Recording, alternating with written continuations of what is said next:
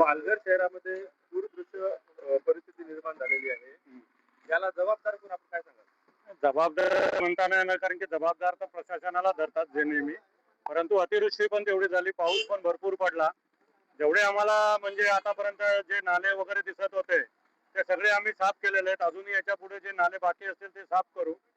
परंतु जे काही बांधकाम वगैरे झालेले आहेत ज्याच्यामुळे पाणी अडवत आहे तिथे आम्ही मोठी गटर बनवू आणि पाणी निचारा करण्यासाठी आम्ही त्याचे प्रयत्न करू. ज्या ज्या व्यापाऱ्यांचं नुकसान झालेलं आहे त्या व्यापाऱ्यांना आम्ही सगळ्यांचा आज आता सर्वे केला.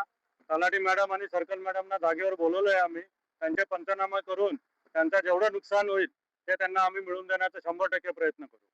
माजी नगरसेवक अरुण माने यांनी सांगितलं की जे नैसर्गिक नाल्यावरती जे बांधकाम झाले त्यामुळे हे परिस्थिती निर्माण झाली. याबद्दल आपण नैसर्गिक नाल्यावर बांधकाम झाले असे जे म्हणताय, तर जे नैसर्गिक नाले आहेत जे आता आमच्या डीपीवर आहेत त्या तिथे आम्ही बांधकामाला परमिशन देतच नाही.